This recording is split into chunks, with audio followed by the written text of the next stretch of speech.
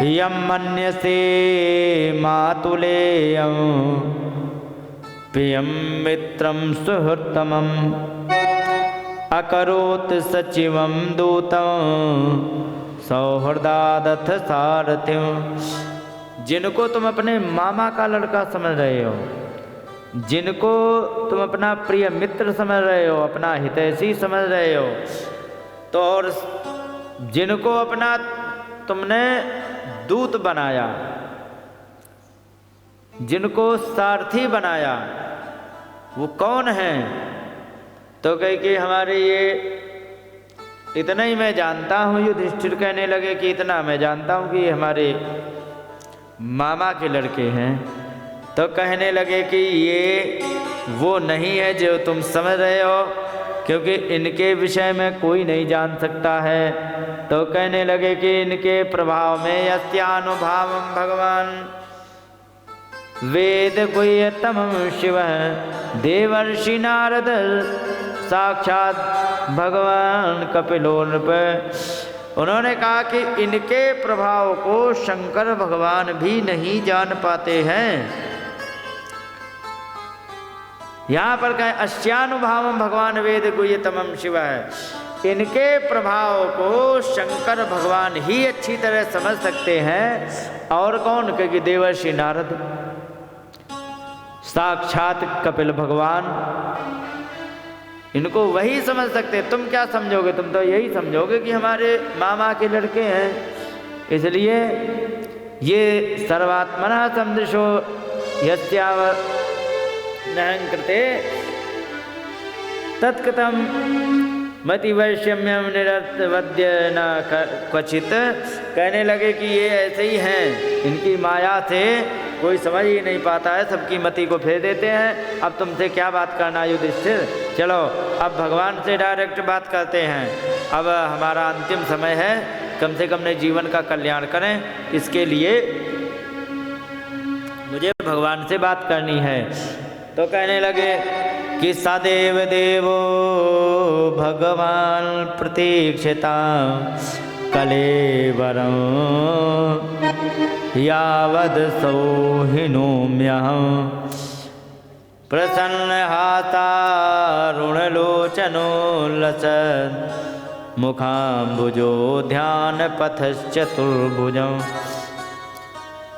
कहने लगे संसार में अब मुझे कुछ करना बाकी नहीं है, चलने का समय है, अब कुछ नहीं है, बस इतना ही है कि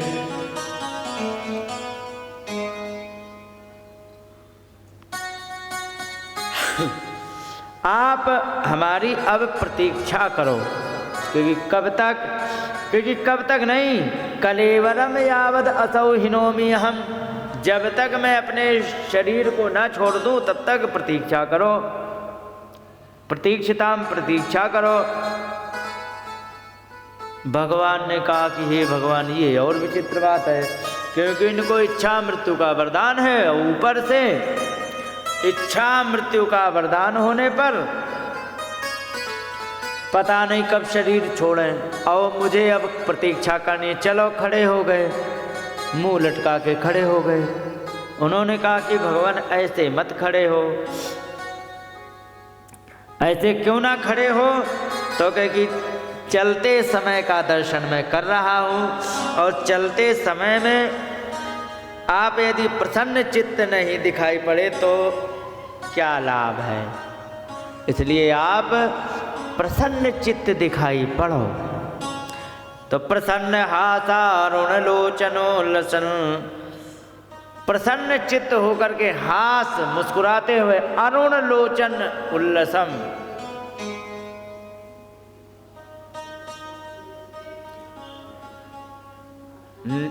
सुंदर नेत्रों के साथ, लाल लाल जो ऊपर होते हैं, और मुखाम्बुजो ध्यान पतश्चतुर्भुजा, और मैं ध्यान करके आपको चतुर्भुजी भगवान आपका मैं ध्यान करके और आप में समाहित होके मैं अपनी जीवन लीला को समाप्त करना चाहता हूँ। उन्होंने कहा कि ठीक है भाई, मुस्कुरा के खड़े होंगे। भगवान चार भुजा का को धारण करके और खड़े हो गए और खड़े हो करके वहाँ पर अब युधिष्ठिर ने देखा कि ये तो भगवान जाने वाले हैं। उन्होंने कहा भगवान 1 मिनट रुको रुको रुको, क्या बात है, कुछ ज्ञान का उपदेश दे दीजिए। तब यहाँ पर उन्होंने उपदेश भी किया, दान धर्मान राजधर्मान मोक्ष धर्मान विभागशः स्त्री धर्मान भगवत धर्मान समास योग व्यास योगतः। उन्होंने कहा कि यहाँ पर दान धर्म का उपाख्यान किया,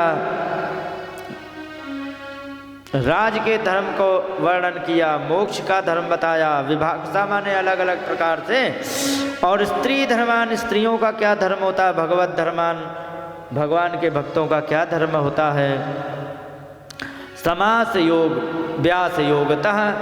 जहाँ आवश्यकता पड़ी संक्षेप में बताने की तो वहाँ संक्षेप में बताया, जहाँ आवश्यकता पड़ी व्यास माने विस्तार करने की तो विस्तार करके बताया। इस प्रकार से उन्होंने बताना प्रारंभ किया। और धर्मार्थ काम मोक्षांश सहोपायन यथा मुने, और धर्म अर्थ काम मोक्ष इनकी प्राप्ति के लिए क्या क्या करना चाहिए सारे साधन बताए। और नानाख्या या नेतिहासेषु अनेकों प्रकार के आख्यान और इतिहासों को बता करके वर्णयामास तत्वविद, और सारे के सारे वहाँ पर उन्होंने वर्णन किए। यहाँ पर केवल 2 श्लोक में पूरे भीष्म पितामह के ज्ञान को बता दिया, क्या क्या उपदेश किया। महाभारत में 52 दिन प्रवचन चला, जिसमें 2 ग्रंथ बने। एक ग्रंथ का नाम है शांति पर्व और एक का नाम है अनुशासन पर्व। बड़े मोटे मोटे ग्रंथ हैं, बड़े ज्ञान के भंडार हैं। ऐसे ग्रंथों को उन्होंने वहाँ पर लिखे गए हैं। और इस प्रकार से यहाँ पर उन्होंने धर्म का वर्णन करने के पश्चात अब यहाँ पर उन्होंने विशुद्धया धारणया हताशुभा तदीक्षयेवा सुगतायुध व्यथा निवृत्त सर्वेन्द्रिय वृत्तिभिर्भ्रम तुष्टावजन्य विसिज्य जनार्दनम। कहने लगे कि आप विशुद्ध धारणा से भगवान के, क्योंकि हत अशुभा सारे पाप नष्ट हो चुके थे, और उसी समय भगवान का स्मरण करते हुए जैसे ही उनके सारे पाप नष्ट हो गए थे। तो यहाँ पर आया है कि गतव युद्धव्यथा, युद्ध करने की जितनी परेशानी पीड़ा थी सब समाप्त हो गई। युद्ध में क्या है, अर्जुन ने लगातार बाण मारे, लगातार बाण मारे, अंग अंग पर बाण छिद गए और दर्द भी कर रहे थे। लेकिन जिस समय ध्यान धारणा से उन्होंने अपने प्राणों को चढ़ाने का प्रयास किया, मुक्ति प्राप्त करने का प्रयास किया, भगवान के से बात कही, तो सारे युद्ध की पीड़ा समाप्त हो गई। और निवृत्त सर्वेंद्रिय वृत्तिभिर्भ्रम, और सारी इंद्रियों के प्रभाव से निवृत्त हो गए। और तुष्टाव जन्यम विशिज्य जनार्दनम, भगवान की स्तुति करने लग गए। इति मतिरुपकल्पिता वितृष्णा भगवती सात्वत पुंगवे विभूम्नि स्वसुखमुपगते क्वचित विहर्तो प्रकृति उपेयुषि यद भव प्रवाह। कहने लगे कि ये जो हमारी बुद्धि है ना, ये बड़ी ही वितृष्णा है, इसमें तृष्णा नहीं है। और इसको क्या करो, भगवती सात्वत पुंगवे विभूम्नि, इसको आप स्वीकार कर लो, हमारी बुद्धि को आप अपने में लगा लो। और स्वसुखम उपगते क्वचित विहल, तुम अपने सुख की प्राप्ति के लिए भगवान आपने सारे ब्रह्मांड पृथ्वी सूर्य चंद्रमा सब बनाया था। और प्रकृतिम उपेयुषि यद भव प्रवाह, और अपने सुख के लिए बनाने का प्रयास किया जब, तो प्रकृतिम उपेयुषि, प्रकृति का आश्रय भी लिया था आपने, जिससे आज ये सारे संसार का भव प्रवाह चल रहा है। जिससे सारा संसार ही चल रहा है। इस प्रकार से आपने केवल ये संसार खेलने के लिए बनाया है। इसके बाद त्रिभुवन कमनम तमाल वर्णम रवि कौर गौरवांबर दधाने वरपुरलग कुलावृताननाब्जं विजय सखे रतिस्तु में नवद्या। हे त्रिभुवन कमनम, ऐसे परमात्मा को मैं हमेशा प्रणाम करता हूँ। कैसे कि त्रिभुवन कमनम, बड़े ही त्रिलोकी में सबसे ज़्यादा सुंदर है। तमाल वर्णम, तमाल एक वृक्ष होता। माताओं, आपने तमाल वृक्ष देखा है? तमाल वृक्ष, हाँ, तमाल एक वृक्ष होता है, सांवले रंग का होता है, वो बढ़िया होता, मोटे मोटे। वृंदावन में है एक आध। तो तमाल वृक्ष की तरह आप श्याम वर्ण के हैं। रवि कर गौरवांबरम दधाने, रवि कर माने सूर्य की किरणों जैसा चमचमाता हुआ अंबर, दधाने धारण किए। अंबर माने कपड़ा, पीतांबर। कैसा है कि सूर्य की किरणों के समान चमकता हुआ। बपुः अलक कुलावृत आनन अब्जम, और जो तुम्हारा शरीर तो ऐसा है कि पीला पीतांबर धारण किए हैं, लेकिन अलक कुल आवृतम, बालों के घुंघराले बालों की लट लटकें आगे आ गई हैं। ऐसे घिरा हुआ जो आपका मुख कमल है। और हे विजय सखे, हे विजय माने अर्जुन के सखा, रतिस्तु में नवद्या, आप में हमारी रति लग जाए। रति माने हमें आपसे प्रेम हो जाए। अनवद्या, ये निष्कपट प्रेम आपसे मेरा हो जाए, ये भीष्म पितामह ने कहा। इसके बाद कह रहे हैं स्वगन स्वनिगम अपहाय मत प्रतिज्ञा मृतमधिकर तुम अवप्लुतो रथस्था धित रथ चरणोभ्य या चलत गु हरिरिवहल तुम भगतोत्तरीय। कहने लगे कि देखो, एक प्रतिज्ञा मैंने की थी, भीष्म पितामह ने, और प्रभु एक प्रतिज्ञा आपने की थी। आपने क्या प्रतिज्ञा की थी? कि मैं महाभारत के युद्ध में शस्त्र नहीं उठाऊंगा। और मैंने भी प्रतिज्ञा की थी कि क्या, कि मैं केशव जौना हरि ही शस्त्र गहाऊं। अगर जो मैं भगवान को शस्त्र धारण न करा दूं तो लाजो गंगा जननी को शांतनु सुत न कहाऊं। तो ये मान लीजिए कि अगर जो मैंने तुम्हें शस्त्र धारण नहीं करा दिया तो मैंने गंगा माता का अपमान कर दिया है, और शांतनु का मैं पुत्र नहीं। लो, किसने प्रतिज्ञा कर ली? भीष्म पितामह ने। माता जी आप आगे बैठो, आप बहुत बढ़िया लगती हो हमें। हाँ, तो उन्होंने कहा कि एक प्रतिज्ञा आपने की थी, एक प्रतिज्ञा मैंने की, लेकिन यहां लिखा है स्वनिगम अपहाय मत प्रतिज्ञा। अपनी निगम माने वेदवाणी को अपहाय, झूठा कर दिया। क्यों? क्योंकि मत प्रतिज्ञा, मेरी प्रतिज्ञा के कारण, कि हमारे भक्त की प्रतिज्ञा रह जाए, इसलिए आपने अपनी वाणी को झूठा कर दिया। और झूठा करने में क्या किया कि आपने, कहाँ गया, हाँ, ऋतम अधिकर तुम अवप्लुतो रथस्था, हमारी बात को, हमारी प्रतिज्ञा को सत करने के चक्कर में, और आपने क्या किया कि अवप्लुतो, कूद पड़े। किससे? रथस्था, जो रथ पर बैठे थे। वहां से आप जैसे ही कूदे हो, तो वहां पर कूदने के बाद आपने क्या किया? धृत रथ चरण अभ्यया चलत गुहु, और जैसे ही आपने टीकाकार सब अलग अलग अर्थ करते। माता जी आपने क्या सुना है, महाभारत में भगवान जब भीष्म पितामह के पास दौड़े हैं तो क्या उठा के दौड़े हैं? कोई रथ का पहिया कहते ना, लेकिन यहाँ पर कोई संस्कृत के ज्ञाता कहते हैं कि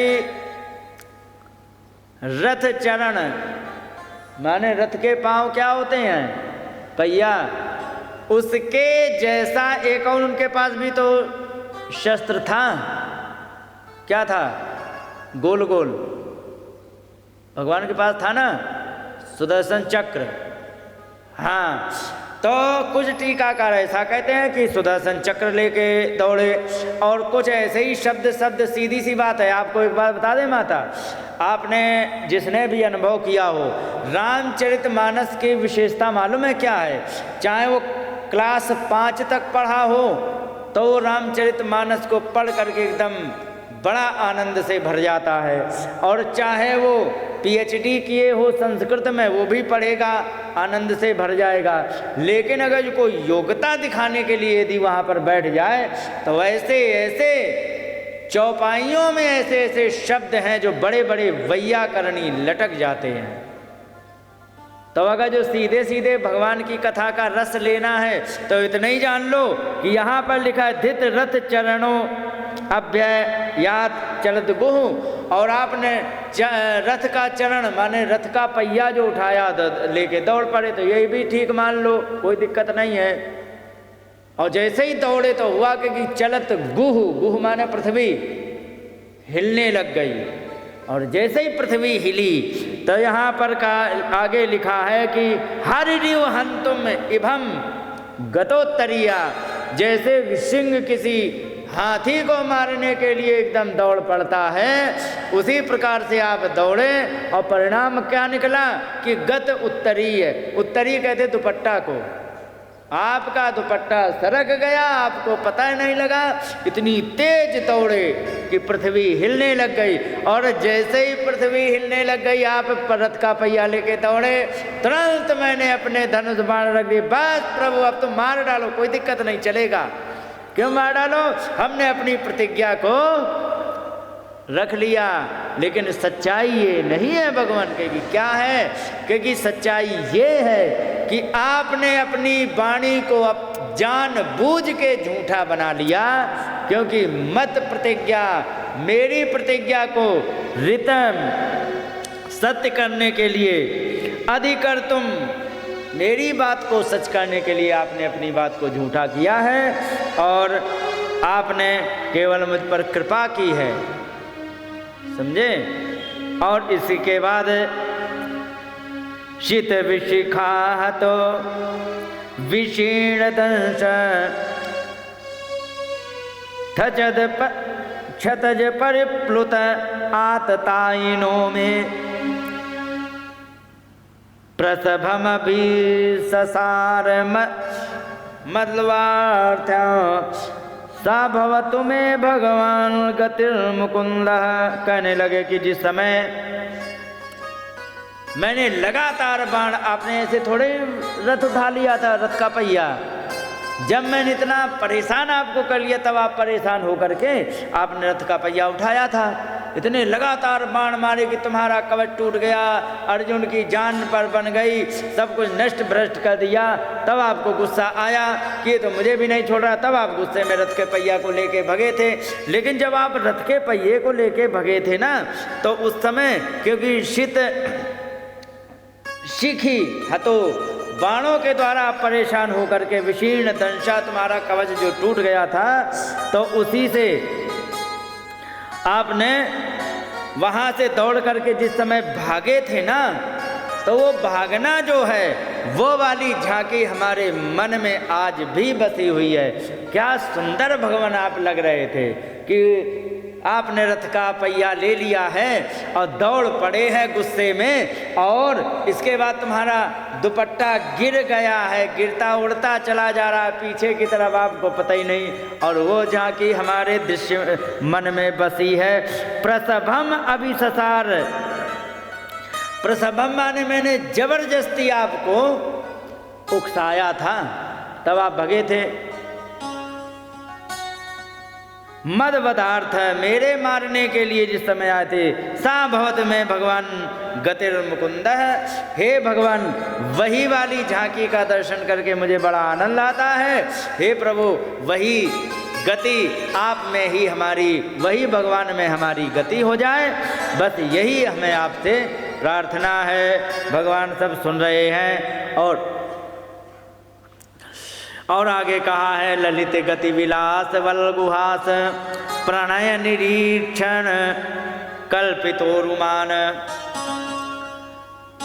कित मनुकृत तव वत्य उन्मदांध प्रकृति में वागत किल यस्य गोपबद्ध्वा। आपकी मंद मंद मुस्कुराहट को देखते हुए जो प्रेम के कारण सारी गोपियां देखा करती थीं, वही मेरे पास समय की थोड़ी कमी होने के कारण यहाँ पर बहुत विस्तार नहीं करना है। जो गोपियाँ देखा करती थी मैं उसी को अपना, उसी झांकी का दर्शन करना चाहता हूँ। अब मैं यहाँ से भगवान, अब मैं चलना चाहता हूँ। और इस प्रकार से कह करके भीष्म पितामह अपने परम धाम के लिए चले गए। और जैसे ही भीष्म पितामह ने शरीर छोड़ा तो सर्वे बभूवुस्तूष्णी वयांसिरिव दिनत्यये, सब के सब वहाँ पर शांत हो गए। जैसे शाम के दिन भर चिड़ियाँ चे चे चे चे करती हैं, आपने देखा होगा। आप तो शहर में रहती हो, कम भी देखा हो। दिन भर चिड़ियाँ चे चे चे चे करेंगी, लेकिन जैसे ही सूर्य डूब गए एक भी चिड़िया की आवाज़ नहीं तुम्हें सुनाई मिलेगी। तो यहाँ पर कहा वयांसी इव दिनत्यये, दिन के समाप्त हो जाने पर जैसे पक्षी लोग शांत हो जाते हैं। और यहाँ युधिष्ठिर कारयित्वा मुहूर्त दुखितो भवत, और यहाँ पर युधिष्ठिर जी ने सारा अंतिम क्रिया की और एक मुहूर्त के लिए दुखी होकर के मौन धारण किया। और इस प्रकार से भीष्म पितामह को सद्गति देने के बाद अब यहाँ पर भगवान ने कहा कि अब देखो सब हो गया, अब तो मुझे द्वारिका जाना ही पड़ेगा। तो अब भगवान यहाँ पर द्वारिका के लिए प्रस्थान करते हैं और बड़े आनंद से वहाँ पर गए हैं। अहो बत यशस्तिकारे कुशस्थली पुण्य यशस्करी भुव पश्यन्ति नित्यं यदनुग्रहेषित स्मितो तावलोकं सपते स्नयत प्रजा। और वहाँ पर आ गए, सारे लोग बड़े आनंदित हो गए। आनंदित होने के बाद एक यहाँ पर बड़ा सुंदर निर्देश दिया गया है। निर्देश ये दिया गया है कि जिस स्त्री का पति परदेश चला गया हो, बीमार हो, माने जो विधवा हो, विधवा का मतलब ये नहीं होता है पति मर जाना। विधवा कई प्रकार की होती है। एक तो पति परदेश में हो तो उस समय उसका दव माने पति विगता चला गया है, कहाँ, परदेश, एक ये विधवा। और जिस स्त्री का पति का सहारा ना मिल पा रहा हो, जैसे कि बीमार पड़ गया हो, खुद सहारे की आवश्यकता है, तो एक तरह से वो भी होती है आंशिक विधवा। और एक ऐसी होती जो परमानेंट विधवा होती, वो तो जानते ही सब। तो ऐसी स्त्री को किन नियमों का पालन करना चाहिए, याज्ञवल्क्य की संहिता में इस चीज का वर्णन किया गया है। ऐसी स्त्री को क्रीड़ा शरीर संस्कारम समाजोत्सव दर्शन हास्यम परिगृहे यानम त्यजेत योषिद अभद्रिका। जिस स्त्री का पति घर में ना हो तो ऐसी को क्रीड़ा माने खेल कूद ज़्यादा नहीं करना चाहिए।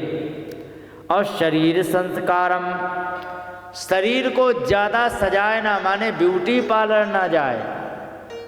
हाँ, समाजोत्सव दर्शनम, सामाजिक उत्सव हो रहा हो खुले में। एक तो घरेलू उत्सव होता है, जन्म दिन वगैरह, वो तो घर में होता है। एक सामाजिक उत्सव होता है सार्वजनिक, उसमें भी ना जाए। हास्यम, बहुत ज़्यादा हंसी मजाक ना करे। परिगृहे यानम, दूसरे के घर में नहीं जाना चाहिए। त्यजेत योषित अभर्तृका, ऐसी स्त्री को इन चीज़ों को त्याग कर देना चाहिए।